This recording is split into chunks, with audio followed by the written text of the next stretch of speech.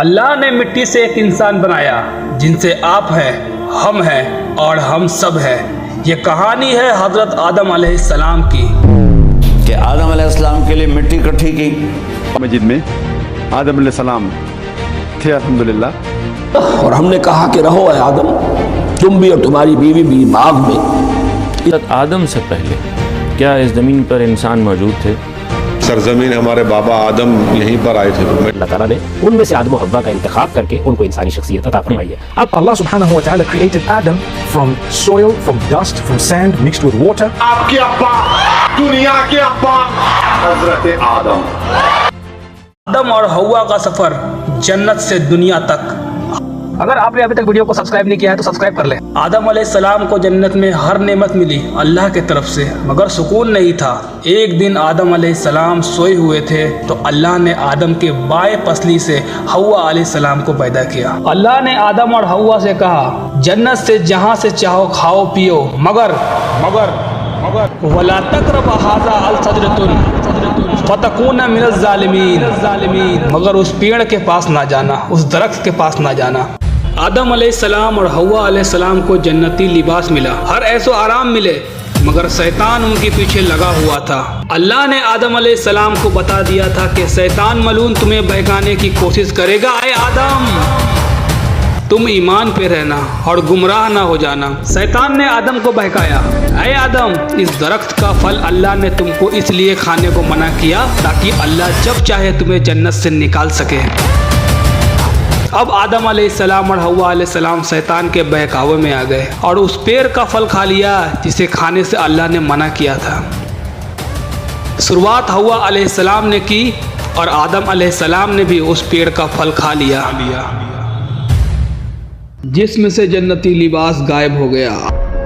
آدم اور حوا علیہ السلام دونوں شرم کے مارے بھاگنے لگے۔ اللہ کہتا ہے آدم کہاں بھاگ رہے ہو؟ میں نے تمہیں سمجھایا تھا، اب کیوں بھاگ رہے ہو؟ آدم علیہ السلام نے کہا اے میرے پروردگار، میں بھلا آپ سے کہاں بھاگ سکتا ہوں؟ مجھے تو اتنی شرمندگی ہو رہی ہے، میں اپنا شرم چھپانے کے لیے بھاگ رہا ہوں۔ اللہ اپنے نیک بندوں سے بہت محبت کرتا ہے۔ اللہ نے اپنے ہاتھوں سے آدم علیہ السلام کو بنایا تھا۔ آدم علیہ السلام نے معافی مانگی، قال ربنا ظلمنا انفسنا وان لم تغفر لنا وارحمنا لنكونن من الخاسرین۔ آدم علیہ السلام نے اللہ سے معافی مانگی، اللہ نے آدم علیہ السلام کو معاف کر دیا، مگر ایک شرط رکھی۔ اللہ نے آدم اور حوا کو دنیا میں جانے کو کہا۔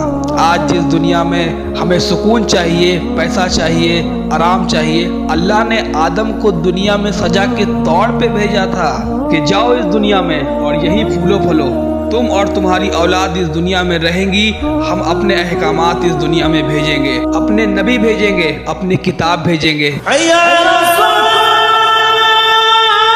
جو علم اور توحید کا سبق تمہاری اولادوں کو دیں گے۔ آدم علیہ السلام کو جنت سے نکال کے دنیا میں بھیجا گیا، کیوں؟ کیونکہ وہ دنیا میں آئے، تب آپ آئے، ہم آئے اور ہم سب آئے، ہندو ہو، مسلم ہو، سکھ ہو، عیسائی ہو، یہودی ہو، دنیا کے تمام انسان آدم کی اولادوں میں سے ہے۔ آدم علیہ السلام اور حوا علیہ السلام کے ساتھ شیطان بھی آیا۔ آدم کو ہندوستان میں اتارا گیا جو آج کے ٹائم پہ سری لنکا ہے۔ حوا علیہ السلام کو جدہ سعودی عرب کے اندر اتارا گیا۔ ابلیس ملعون کو عراق میں اتارا گیا، فتنوں کی سرزمین بصرہ۔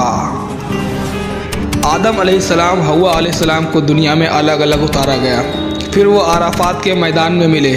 آدم علیہ السلام کو دنیا میں سروائیو کرنے کے لیے بہت دقتیں ہو رہی تھی۔ جنت کے کچھ پھل لے کر آئے تھے آدم علیہ السلام، کچھ وقت میں وہ پھل بھی ختم ہو گیا اور بھوک کی شدت سے آدم علیہ السلام رونے لگے۔ اللہ نے جبریل کو بھیجا آدم کو دنیا میں ہیلپ کرنے کے لیے۔ جبریل علیہ السلام نے 7 گیہوں کے دانے دیے آدم علیہ السلام کو، اس کو بو کر کے کھیتی کرو اور کھاؤ۔ جبریل علیہ السلام نے جانوروں کی کھال سے آدم علیہ السلام کے کپڑے بنائے۔ اس طرح دونوں دنیا میں رہنے لگے۔